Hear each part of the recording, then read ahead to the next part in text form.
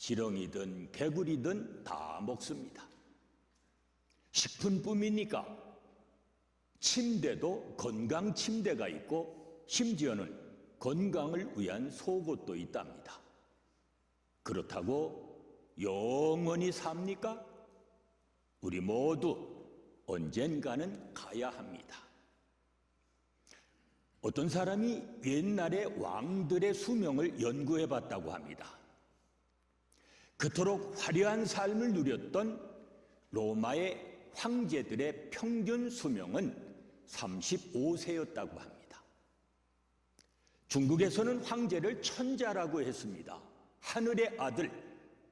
그들은 장수하기 위해서 이슬을 받아먹고 불로초를 구해서 먹으려 했지만 그들의 평균 수명은 39세였습니다. 한국의 조선 왕들도 예외는 아니었습니다. 조선 왕들의 평균 수명이 43세였다고 합니다. 먹는 것으로 말하면 왕들만큼 잘 먹는 사람들이 어디 있습니까? 그런데 왜 그들이 단명을 합니까? 어떤 사람은 후궁이 많았기 때문이다 라고 말을 하는데 그건 과학적 근거가 없답니다. 주된 원인은 왕들만이 갖는 중압감 때문이었답니다. 요즘으로 말하면 스트레스 때문인 것입니다. 그렇습니다. 건강의 가장 큰 적은 스트레스입니다. 현대인의 질병 가운데 80% 이상이 이 스트레스 때문에 온다는 것입니다. 그런데 이 스트레스를 극복하는 비결이 있다는 것입니다. 스트레스를 극복하면 건강해진다고 하는데 그 비결이 뭔지 아십니까? 노래입니다. 스트레스를 극복하는 비결은 노래에 있다는 것입니다. 그렇다면 노래를 많이 하는 사람이 건강하게 삽니다. 저기 찬양대에 앉아 계시는 분들 건강하게 오래 사실 겁니다. 그러면 이제부터라도 저기 찬양대에 들어가자라고 혹 생각하시는 분 계십니까? 이왕이면 이달 안에 들어가십시오. 그러면 제가 찬양대장에게 잘 말씀을 드려서 이번만은 오디션 없이 들어가도록 하겠습니다. 오늘 본문은 이스라엘 백성들이 부르는 구원의 노래입니다. 언제 부른 노래입니까? 이스라엘 백성이 홍해를 건너온 직후에 그들이 부른 노래입니다. 사실 이 노래는 성경에서 처음 나타난 그러한 노래입니다. 또한 이 노래는 오늘날 주 안에서 구원의 삶을 누리며 살아가기 원하는 우리 모두가 불러야 할 노래이기도 합니다. 주님, 신들 가운데 주님과 같은 분이 어디 계시겠습니까? 주님같이 찬양받을 만한 위엄이 있으시며 놀라운 기적을 일으키시는 그런 분이 어디 있겠습니까? 무슨 말씀입니까? 하나님 같으신 분이 어디 있느냐는 겁니다. 하나님은 거룩하시고 영광 가운데 거하시며 기이한 일을 행하시는 그런 위엄이 높으신 분이십니다. 애굽에서 나온 이스라엘 백성들이 가나안으로 가는 도중에 그들 앞에 갑자기 홍해가 나타났습니다. 생각해 보세요. 뒤에는 애굽 군대가 쫓아오고 앞에는 바다가 가로막습니다. 이젠 꼼짝없이 죽게 되었습니다. 모두가 다 죽게 되었다고 생각했습니다. 이제 그때 이스라엘 백성들이 하나님을 의지하고 하나님께 기도를 합니다. 그러자 하나님이 어떻게 하셨습니까? 하나님이 바다를 가르시고 그들을 구원하셨습니다. 그뿐입니까? 이스라엘 백성들이 다 건너가자 이번에는 다시 바다를 합쳐서 뒤쫓아오는 애굽 군대를 멸하십니다. 이러한 기적을 경험한 이스라엘 백성들이 얼마나 감격했을까요? 오늘 본문 1절을 보세요. 그때에, 여기서 그때란 그 구원을 경험한 때를 말합니다. 하나님의 구원을 경험하는 그 순간, 바로 그때입니다. 그때에 이스라엘 백성들이 하나님을 찬양합니다. 하나님이 우리를 구원하셨다. 이것이 바로 오늘 본문의 노래입니다. 여기엔 세 가지의 노래가 나옵니다. 첫째로 모세의 노래입니다. 내가 주님을 찬송하련다. 모세가 찬송을 합니다. 누구를 찬송합니까? 주님. 찬송의 목적은 문자 그대로 주님을 높이는 것입니다. 기독교 사상가였던 C.S. 루이스는 이렇게 말했습니다. 이 우주 안에는 하나님을 향한 찬양으로 가득 차 있다. 모든 만물이 하나님을 찬양하는데 유독 인간만이 하나님을 찬양하는데 인색하다. 맞는 말입니다.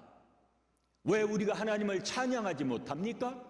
하나님의 은혜를 깨닫지 못하기 때문입니다. 그렇다면 내 마음속에 하나님의 은혜로 가득 채워야 합니다. 마음속에 세상 것으로 가득 차 있으면 찬양이 나오지 않습니다. 세상 것만 자꾸 나오게 됩니다. 마음속에 세상 것으로 가득 차 있으면 세상 노래가 나오고, 우리 마음속에 하나님의 은혜로 가득 차 있으면 언제나 하나님을 찬양하는 찬송이 나옵니다. 오늘 본문을 보세요. 모세가 어떤 하나님을 찬양합니까? 먼저는 능력의 하나님을 찬양합니다. 그 기이한 일을 행하시는 자 누구니까? 또 모세는 거룩하신 하나님을 찬양합니다. 하나님은 거룩하신 분이십니다. 의로운 자와 함께 하시고 불의한 자를 멸하십니다. 또 하나는 모세가 이스라엘 백성과 함께 구원의 하나님을 찬양합니다. 여호와는 나의 힘이시요 나의 구원이시라. 내가 그를 찬송하고 높이리로다. 하나님은 오늘도 우리에게 구원을 베풀어 주시고 우리의 삶을 인도해 주십니다. 그렇다면 능력의 하나님, 거룩하신 하나님, 구원의 하나님, 그 하나님을 우리가 어찌 찬양하지 않을 수 있습니까? 둘째로는 모세의 예언입니다. 이제 오늘 성경에 보면 모세의 찬양은 예언으로 나타납니다. 찬양과 예언은 어떻게 다릅니까? 찬양은 주로 지나간 일들, 지난날 베풀어 주신 하나님의 은혜와 능력을 노래하는 것입니다. 그러나 예언은 앞으로 있게 될 하나님의 역사에 대한 믿음의 고백입니다. 모세는 하나님께서 앞으로도 이스라엘 백성들을 보호해 주시고 인도해 주실 것을 확신하며 노래했습니다. 모세의 예언은 세 가지로 나타나는데, 먼저는 이방 민족이 놀라게 될 것이다. 당시 가나안 족속은 이스라엘 백성들이 두려워할 만큼 크고 강했습니다.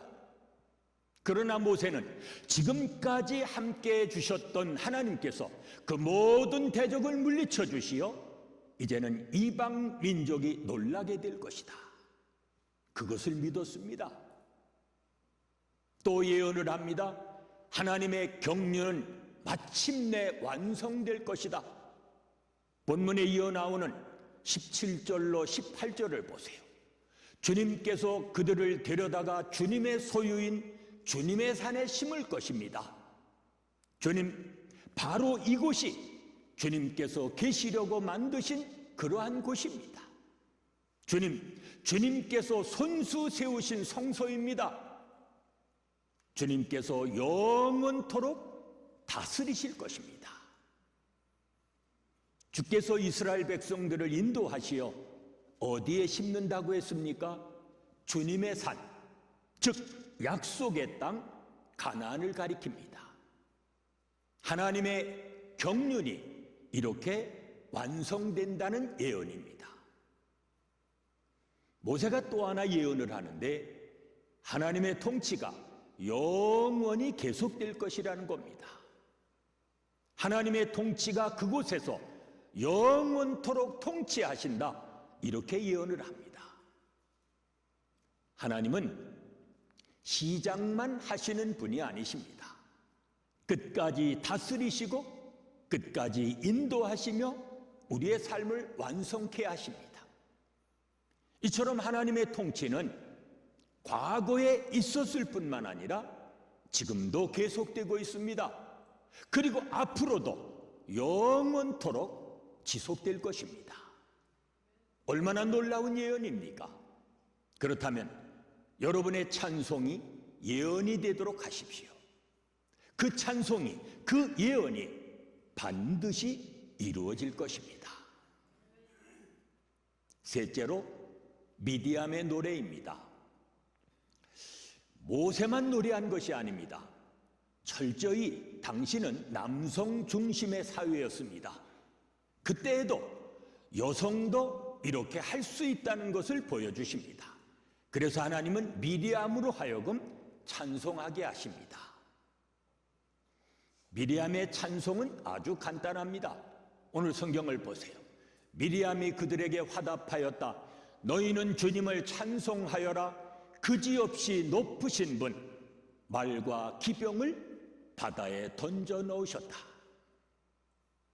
하나님께서 어떻게 역사하셨는지 미리암은 아주 간단명료하게, 그러면서도 구체적으로 설명을 합니다.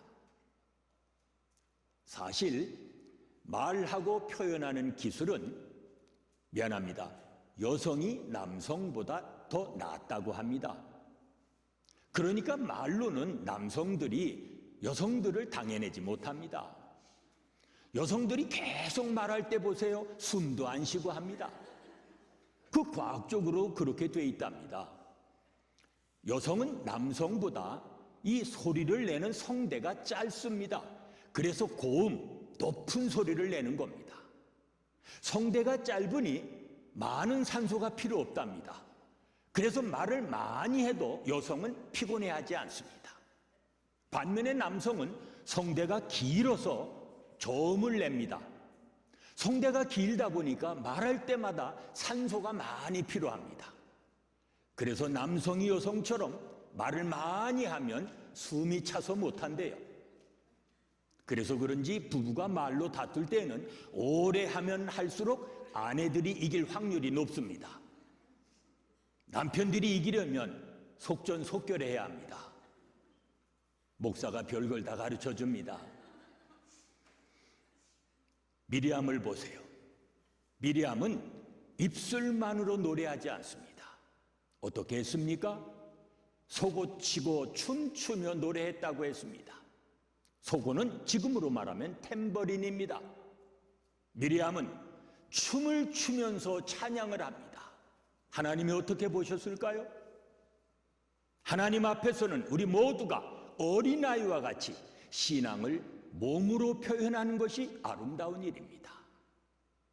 몸으로 표현하면 또 마음이 따라옵니다. 요즘 바디 월십이라는 게 있습니다. 마음을 몸으로 표현하며 찬양을 생명력 있게 드리는 것, 매우 중요하다고 봅니다. 찬양은 마음으로 하는 것입니다.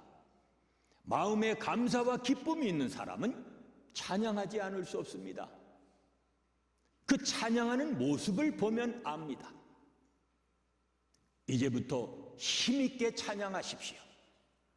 우리 마음속에 능력의 하나님, 거룩하신 하나님, 구원의 하나님, 그 하나님이 우리 속에 계시면 하나님을 찬양하지 않을 수 없습니다. 여러분이 부르는 찬송이 예언이 되게 하십시오.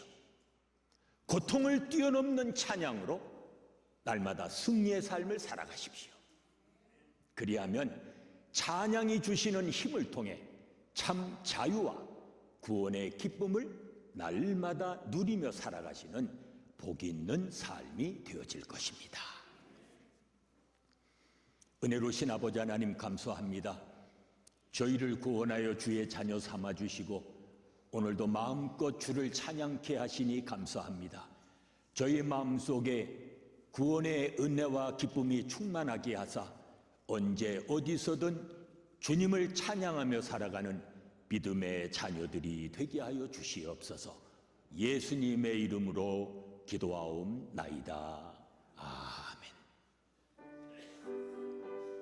드립니다. 때로 마음의 고통과 육신의 아픔으로 인해 힘들 때가 있습니다. 그러나 하나님은 그 고통 속에서도 하나님을 찬양케 하십니다. 고통의 멍에를 벗기 원하십니까? 예수님께 나오십시오.